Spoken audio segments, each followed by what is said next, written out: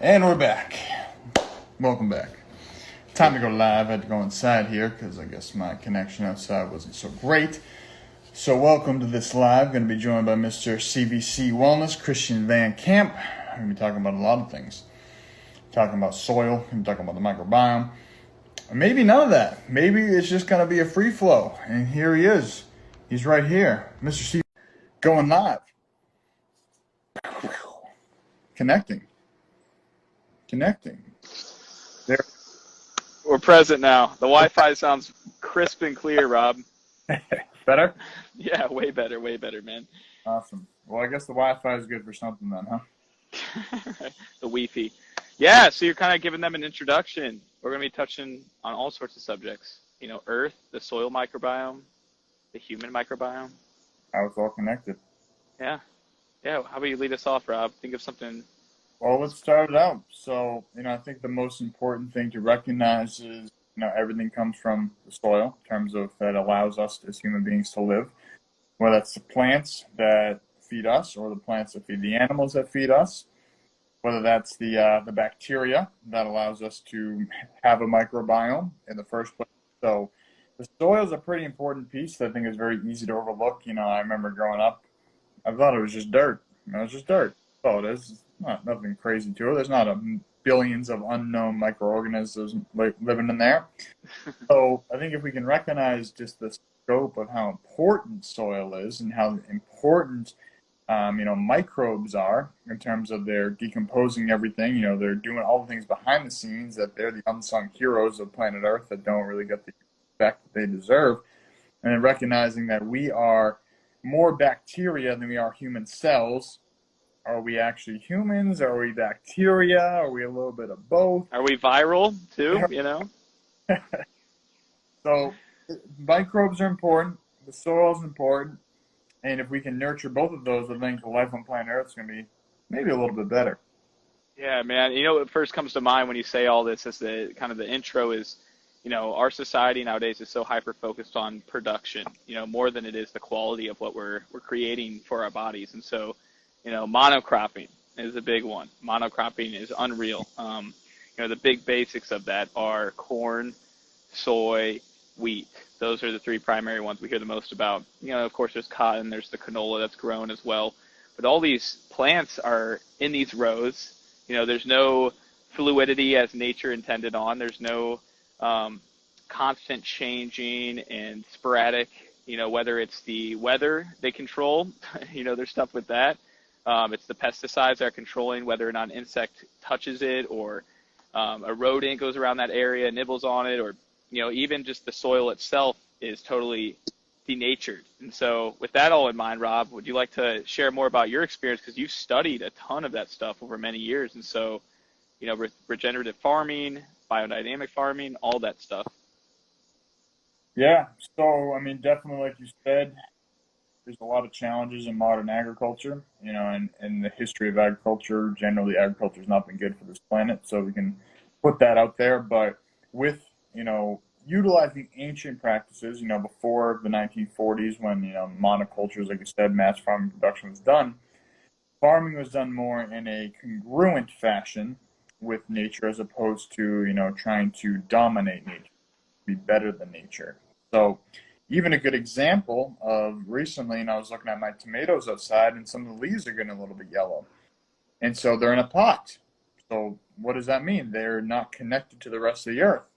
That means that they're using all the nutrients in that soil, and tomatoes especially love nitrogen, one of the main elements in soil. So all the soil, all the nitrogen in the soil is being depleted because this thing is in a pot.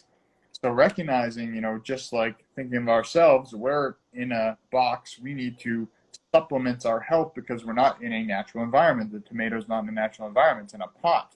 So obviously we do the best we can to mimic a natural environment, putting little drainage rocks in the bottom, having a hole in the bottom.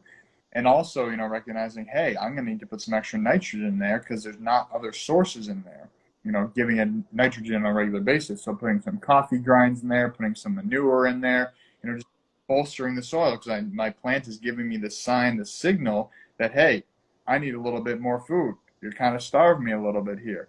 So just like us as humans, we are putting ourselves in an unnatural environment.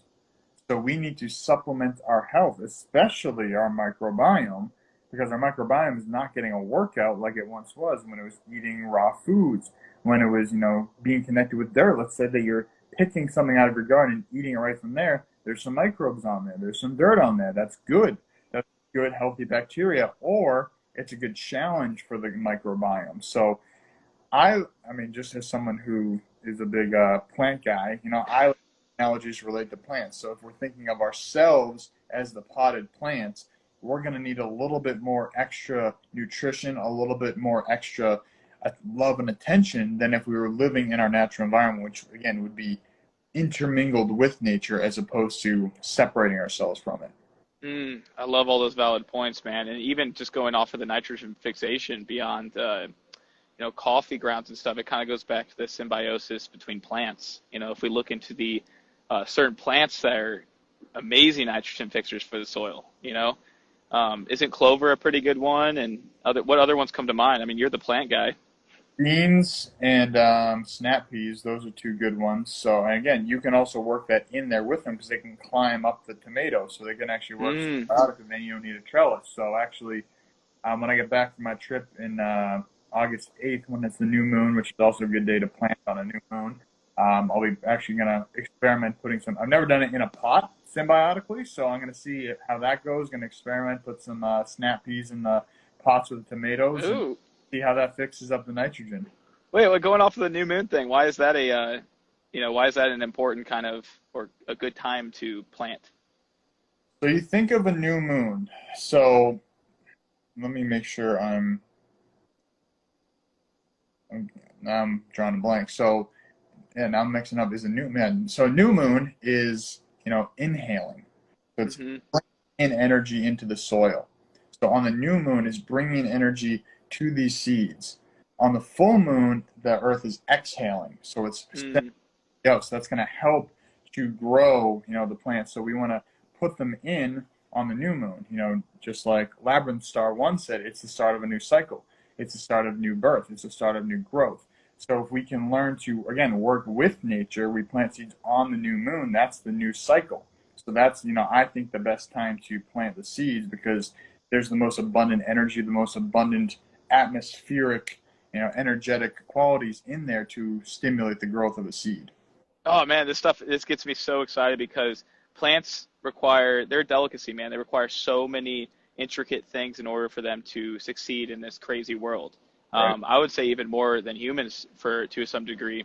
Like I even got right now out here, I got my cilantro outside, I got some of my rosemary, my lemon tree, all that stuff is growing. And thinking about this lemon tree right here, it was literally, it wasn't. This is even more wild. There's like some type of squash plant growing inside of it, but there's all these leaves are coming out now. It's sprouting, and it was inside the majority of winter, and it was looking like it was dying. It was failing. And once I brought it out into the sunshine, because lemon requires a lot of sunshine to be happy, Right. and gave it a little bit more water and cleaned the soil out, it's just like human beings. Once you clean that soil microbiome out, you're able to feel happier. You're able to sprout Right. better thoughts, the word sprout, which is funny. You're able to have a better mood, a better cognition. Your skin's going to begin to heal. Same with the leaves. If your soil is weak, your soil microbiome, the leaves are going to look like they're crap, right? Whether it's Right. yellowing or it's brittle and frail. And so that connection, that deep connection to how Mother Nature designed us human beings, God designed us along with these plants. They go hand in hand in so many ways. 100%. And just like you're talking about there is that's why I think working with, farming, gardening, plants in general is the greatest reflection of ourselves because again, we are nature, first of all. But second of all, like I mentioned with my tomato, there's so many similarities. If I look at my tomato, the leaves are starting to turn yellow, like you said, and like I was saying the soil's off. The soil needs a little bit of boost. It's not getting what it needs. Maybe it's not getting enough water. Maybe it's not getting enough sun. Maybe it's too much sun. Maybe it's too much water. Maybe there's the wrong proportion of whatever in the soil. But just like a human, like you're saying with the microbiome, if our microbiome is off, we don't have leaves that change color, but we may have acne. We may have Mm, different symptoms. But just like the plants, if the inputs into the human or the plant are disproportionate, there are going to exude symptoms to say, hey, something's off here. Throw me a bone. Like, give me some support. And so I think it's very easy to, as humans, we get acne, we cover it up, we put a cream on, we take a pill, whatever, boom, we cover the symptoms. But if we can go to the root cause, a plant, the root cause, what are the roots getting? What are the roots absorbing? That's where we're going to find the change. And for us, our root, essentially, our root chakra, it kind of stems in our core. It stems in our digestive system, our base needs, our survival needs. So if we look at, our microbiome as the soil, as the microclimate where things are growing, where everything in our life is stemming from, there's a lot of studies, as you know, like with bioptimizers, they have cognibiotics, which are basically probiotics that help with brain function, with help with mood, help with stress relief. Because when we are utilizing bacteria, which again, like I said, we have more bacteria in our body than we have human cells. So when we work the right bacteria, find the balance of our microbiome, clean out all the garbage, because at this point we've reached a stage where it's more important to detoxify than to nourish, because most of us are so bogged down with garbage that we can't even nourish our body because everything is so clogged up and so bogged down that you can be giving the best food, but until you open it up, you're not going to be able to absorb that. So I think it's really important to recognize, hey, we're exposed to so many toxins on a regular basis we can't even count, from perfumes to gas fumes to electromagnetic frequency pollution to white lights at the end of the day. So many different things that we can narrow it into. Like, we need to detoxify the gut, focus on healing the gut. And if we can heal the gut, just like healing the soil for the plants, everything else is going to flourish. Yeah, I mean, Hippocrates said it thousands and thousands of years ago before we came out with all this science. All disease starts in the gut, and it's so freaking true. It can't be any more true, right? Right. And you know what came to mind too is, like, we're mentioning symptoms. Just the word symptoms pisses me off. I hate that word. I think when you use the word signs as a replacement, because it is truly it. Symptoms is like we connect that to a disease, dis-ease, right? And so when we have this idea of symptoms, it disconnects us from the idea that's put right in front of us that we can change or we can evolve or come to the root, like you're saying. So if we shift the lingo to more signs, it's like, yeah, we're having these big, bright signs, whether it is acne and gut dysfunction. And, I'd say 90+% of all autoimmune diseases all relate to the gut as well. Right. People with rheumatoid arthritis, you got people with, what are some other autoimmune disorders that come to mind? I'm just trying to think of a whole slew of them. Most of them, 9 times out of 10. I mean, just even on the rheumatoid arthritis, any autoimmune disease, I mean, basically that's the body is attacking itself because it's under a state of stress that it is basically like, I don't know what the hell is going on. Right. Got to do something, so we just got to start attacking things. Mm-hmm. So, like you're saying, that means we're out of harmony, is what it comes down to. We're out of homeostasis. We're in this stress-dominant mode, which so many of us live in, this chronic stress world. We're firing off cortisol, firing off adrenaline all the time, which traditionally would have been used for, fight or flight. That would have been used for hunting. That would have been used for fighting, like things that were acute. The human body is incredibly resilient when it comes to acute stressors. We are designed. That's why you hear people lifting up freaking cars. Like an old grandma lifts up a car with a kid underneath it. You can't prove that with science. You can't say, oh, that grandma could go up there anytime. No, there was a necessity. So it was an acute stressor that stimulated a rush of cortisol, a rush of adrenaline, all these hormones that basically make us superhuman. But we're so adapted to having those running 99% of the time that now that superpower has become the biggest detriment. And now the body starts attacking itself, like you're saying with autoimmune diseases. And a lot of that stems from, one, our inability to manage stress, but two, stemming from the gut. What are you putting into your body? Because the input is going to equal the output. So if you're putting good fuel into your body, you're probably going to have clearer skin. You're probably going to be having healthier hair, skin, and nails. You're probably going to be having healthier thoughts, better relationships. We can go on and on. But the point is if we're putting crap into our body, crap in is going to be crap out. Yeah, man, and our gut is so fragile. If we are putting in things every single day that, like, going back to monocropping, everything that's monocropped is shit. Let's just be honest. Corn oil, canola oil, all the things I mentioned, wheat especially, right? And all these things going off the monocropping, man. Just think about it. When in nature is like, if you drive in Kansas or somewhere like in that area in the Midwest, when you got just these cornfields, Yep. when the fuck in nature do you see a bunch of corn that is all exactly the same height, Right. all exactly, it looks identical? That is just freaky to me. No one ever thinks about it. They're like, oh, it's a cornfield.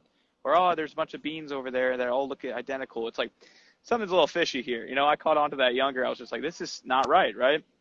We should be having permaculture-based farms where we have all this succulents. We have all these things working together symbiotically to be able to give them what they need. You know, even mushrooms and fungus plays a big Right. role, right? Right. The fungal network underneath our feet plays a massive role. And that's, what's that movie called that came out with Paul Stamets and all that stuff a while back? My Uh, book is Mycelium Running, I think.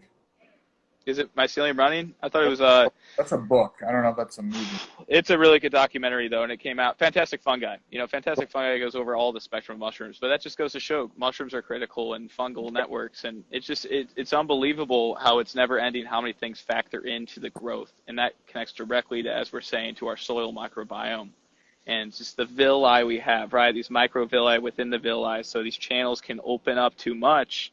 We begin to have things seep through, and that's where autoimmune disease can erupt, is where we have all these, you know, flooding of leaky gut syndrome. And that's why Rob and I are really big on the two companies we promote the most on here, guys. It's Bioptimizers, amazing, you know, gut health, amazing digestive supplements, magnesium. And then you tie that directly to a company like Purium. You know, it's really taking the strides for the environment and our soil microbiome. Right. So yeah, going off of that, man, what are some of your top tier, you know, recommendations to harvest a healthy soul microbiome? Well, I want to start by commenting on what you said about the, diversity of things, because like you said, in nature, nothing is a monoculture. Everything is working together.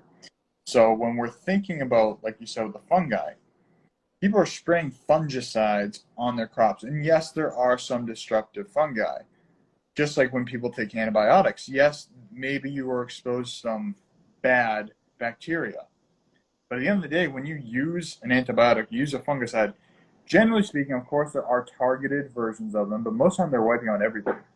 And fungus and plants basically need the complete opposite nutrients. So they work in a symbiotic relationship. The mycelium, which is basically the roots of a fungus, and the roots of a plant, oftentimes will actually intermingle and come together. A lot of times you see that like white looking rooty structure in the soil, that's mycelium. That's actually working symbiotically with your plants to exchange. The plant says, hey, I need this, but I don't need that nutrient. Hey, and the fungus says, hey, I need what you have, but I don't need the other thing. And then they trade. They're basically just swapping nutrition. And so just like that, we're talking about if we use an antibiotic in our guts, we're wiping out the good bacteria that's giving us all the good things that we need. And so I remember it was a handful of years ago, I had a pretty bad ear infection. I remember going to the doctor, and, they're like, oh, yeah, you just call this antibiotic. And I was like, oh, what will happen if I don't take the antibiotic? They say, oh, it might take a few more days to heal. I was like, all right, I'll deal with the pain for a few more days. Like, not going to destroy my gut over that. And it was, they were saying, oh, yeah, it'll take like 2 days to heal with the antibiotic, take like 5 days to heal without. I was like, all right, cool. We'll wait a few more days. Like, not going to kill me. That goes back to instant gratification for Right. everything in Western medicine. They even give that blatantly out there for you. For sure. So I think an important piece that I'm driving at here is just because someone presents you with an immediate solution doesn't mean it's the best thing in the long term. Like you're saying, instant gratification. All right, cool. So I can be in a little bit less pain and it's not terrible pain, it's discomfort. I can be a little bit uncomfortable for a few more days, and then, or I get rid of the pain now, but have unknown consequences to my entire gut from now to the rest of my life. Because when we wipe out the bacteria, they never come back fully. And it also gives a playing field for the unhealthy ones to come back. So kind of tying it back to, your question about a healthy soul and a healthy gut that way, I think it really comes down to we need to focus on lowering our stress levels, because at the end of the day, if our stress is going haywire, you think of fight or flight mode, you think of sympathetic nervous system activation. What is that doing? Upping cortisol, adrenaline. What is that also doing? Lowering your digestive ability, lowering, your sexual drive. What's one of the biggest markets right now is freaking and it's like Viagra and things Yeah, I was about to say. get people, aroused because we're so in this stress mode that people can't even get aroused anymore. People are having digestive issues because they're in this chronic stress. So I think the first step for everybody is to just slow the fuck down and relieve your stress. Focus on breathing. Because here's another big thing. When you're breathing air outside, Dr. Zach Bush, like he says, breathe your biome. Get Mm, outside and breathe fresh air. Go in a diversity of places because at any point, I'm breathing in bacteria right now. I'm breathing in a lot of things right now. Definitely some bacteria. If I, touch my desk, probably just got some bacteria. Touch my desk with my finger in my mouth, eat something without washing my hands. Like, again, I'm not saying be unsanitary, but you don't need to wash your hands. Like, if you haven't touched anything dirty, like if I'm going to go into my garden, I'm going to pluck some lettuce. I'm not going to wash the lettuce, first of all. right. I'm not going to wash my hands before unless I touch something If nasty. anything, scoop it in the dirt, put a little dirt on it, then eat it like a little taco with some lettuce, you know? Right? Hey, when I worked with a holistic nutritionist, she said if I could legally recommend people eat dirt, I would. That's something saying. It comes again. We're talking about quality soil. We're not talking a monoculture with glyphosate in the soil. We're talking quality soil that you know the source of. But at the end of the day, the soil health is related to our microbiome health, and that's kind of the direction I want to come more clear with. So let's think of the soil. The soil is here. The soil is healthy. The plant is healthy. We eat the plant. We have a healthier plant. It has a more diverse array of bacteria. Our microbiome is more nourished. It has a healthier plant, so it has more nutrition in it. First of all, whatever the soil health is going to be the health of the plant. So now we're improving the health of the microbiome just by the food we're eating. Also, we're playing in the dirt. We're actually getting dirty. That's why a big thing, with the bubble babies that we're, protecting kids from everything. We want kids to get dirty. That's why they build up an immune system by, freaking licking poles in the subway, and I'm, again, not recommending do this, but hey, we want to get a little challenge on our immune system because just like lifting weights or exercising, if we're not putting the good bacteria under stress, they're going to get weak, and then eventually some bad guy is going to come in and take them over. So we want to be putting ourselves under a little bit of stress, that hormetic stress that's going to allow us to adapt, overcome, and ultimately grow stronger. I love it all, and there's so many modalities we could dive into that even affect your soil microbiome directly without even nourishment, without even, like let's talk about the opposite of it on the contrary, like Rob, if we dive into fasting, just what that can do for the soil microbiome, it allows, our body to kind of tap into an elevated state of autophagy, and that can actually relate directly to the gut microbiome, where our gut will start overriding some of the harmful guys that shouldn't be there. It recognizes it more because we're stimulating more immune fighters, and so we can actually get the stormtroopers to kill all the bad guys out. Even though stormtroopers are bad most of the time, we'll get them to convert into the good side, the light side. And yeah, when you can start kicking all those bad guys out from fasting, it's amazing. There's a lot of studies out there and what happens to the microbiome and its shift when you fast. So being able to give your body a break, and just like the overall what that can do, it can actually elicit stress fasting. So taking the right protocols to help with that and stagger off the stress, like magnesium will help with that, calming the breath down, like you mentioned, the tongue on the roof of the mouth. There's so many things that connect directly to it. So yeah, I mean, dude, it's endless, the amount of things we could dive into. I'd say some of my favorite things, just nutritionally speaking, because that's one of the things I like to specialize the most in and read the most about and dive directly into and study is, really getting the fiber improved, getting some good soluble fiber to feed those gut bugs, but even then tying those prebiotic fibers to probiotics. And, you kind of brought up bioptimizers a little bit, and getting the correct amount of, nutrients itself derived to that. And so, the greens, getting the greens, simple things like that. And, sometimes greens aren't always the best move. We hear about like oxalates within kale and spinach and all these cruciferous vegetables. Eating those every day is not healthy for most people. And so one way to counteract that and allow your body to digest and assimilate the correct amount of nutrients is from stuff like the Power Shake. It's the easiest way to get 15 like solids all in a scoop and all in one scoop to fill your microbiota up with happiness, and wholesomeness, and tying that directly to the Biomedic and all these other kind of supplements. live off of supplements, but I think they've truly changed my life in many ways. That's why I love sharing it to individuals and helping clients out as well. So, we touched base a little bit on that as well, Rob. Do you have any kind of favorites that stand out as your current like pantry items, when it comes to supplements? For sure. Well, just kind of further that point home, coming full circle, like we started talking about, I was talking about my tomato in the pot. Like I said, we're living in a pot right now. So in an ideal world, we don't need supplements. I just want to say that. And Obviously, yeah. we're living in harmony with nature. Supplements are not needed. But for the vast majority of us, we're not living in great harmony with nature where we're in electrical boxes, eating processed foods, exposed to poor air quality, et cetera, et cetera. So in an ideal world, we don't need supplements. In the world we currently live in, which has great benefits, and I love modern technology. I love the fact that we can do this right now. But yeah, we got to take a little bit extra care of ourselves. Just like putting a plant in a pot, it needs some fertilizer, it needs some, extra support. So that's where I think supplements come in well to support us. So, the ones that I utilize on a daily basis, like you said, are magnesium. Our soils are so incredibly depleted. Magnesium is insane. So I like the Ionic Elements by Purium. It's basically mineral drops, essentially, you put in your water. I'm a big fan of putting minerals in our water because most of them have been taken out. Quality spring water is, preferable, but even that, who knows how many minerals have been taken out. So I put Hmm. salts, high quality minerals in my water. That's a big one. Taking the magnesium by Bioptimizers is big. If I'm eating a heavy meal, just like, we're not eating a lot of raw foods anymore, our digestive systems aren't optimal for most of us. As healthy as we eat, even the label organic is losing a lot of meaning. So we don't have as many enzymes as we once did. And I think enzymes and probiotics are two of the most important pieces of gut health. So if I'm having a heavy meal, I'm taking mastimes, and Bioptimized mastimes. I think those are, essential, especially if I'm having gluten, which I love bread. Bread's dope. It's really. I had a piece of cinnamon swirl toast this morning. It's all Ooh, baby. quality, but I'm definitely having some enzymes with that to help me break that down.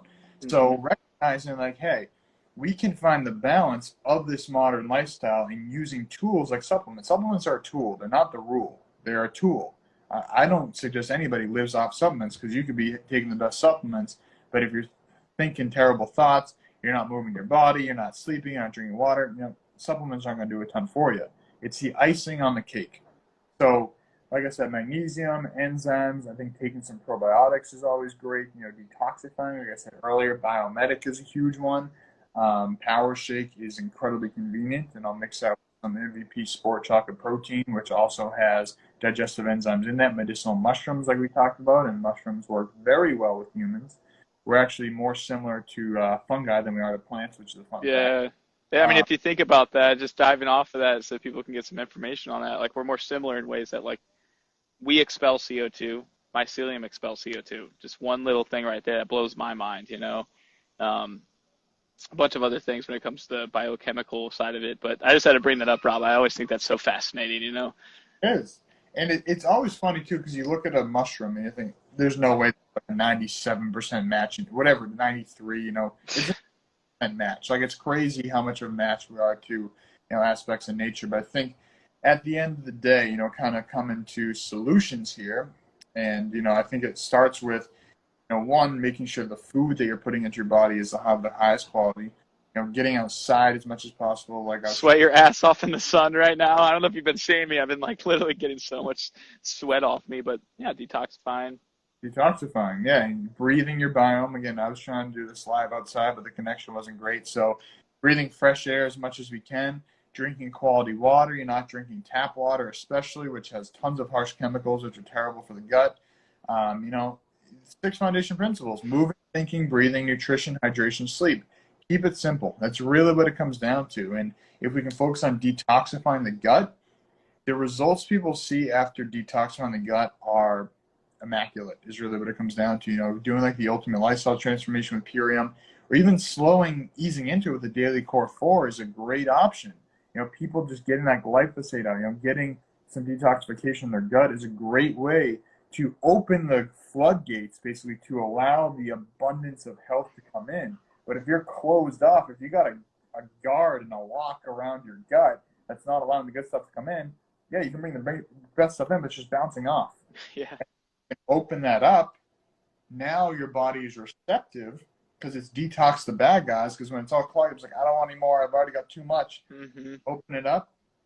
A lot of things can change.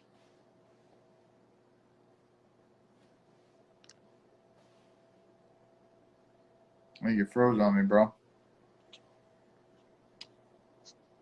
People in the audience, can you still hear me? We got CVC frozen. If y'all are watching, let me know if you can still hear me, or maybe I'm the one that's frozen. Jonathan, can you still hear me? All right, I think we lost him. All right, so you can hear me. Cool. Well, maybe he'll come back in. Maybe his phone died. Maybe something happened. But, kind of take-home messages here. The soil health, the gut health, they're very similar. Full of different little microbes. If we take care of one, we're going to take care of the other. So by improving the quality of our soil, it's going to improve the quality of our food. It's going to improve the quality of our gut. And by improving the quality of our gut, everything else is going to open. So I want to invite everybody here, challenge you to do the best you can to grow your own food. If you are interested in that, I have a free ebook I just put out, which I'm very excited about. It's called Yes, You Can Grow Your Own Food. It's free. Link is in my profile, or you can message me for that. Let's just start improving our soil quality. Start by growing our own food. That way we can choose what's going into our soil, choose what's going into our food, know that we're choosing the highest quality, get organic seeds, heirloom seeds. Start improving your nutrition, work on the 6 foundation principles like we talked about, and focus on detoxifying the gut. And, if you want to learn more about like the ultimate lifestyle transformation, like we mentioned, hit up me or Christian, learn more about the Bioptimizers, hit us up. We're here to support you. Again, to clarify, supplements are the icing on the cake. They're not the solution to everything. They complement a holistic lifestyle. They're not the answer to everything. It starts with you taking responsibility for your health, doing what you got to do to stay healthy. So, love you all for tuning in. Appreciate you. Thank you, Jonathan, for all your comments. Appreciate you, brother.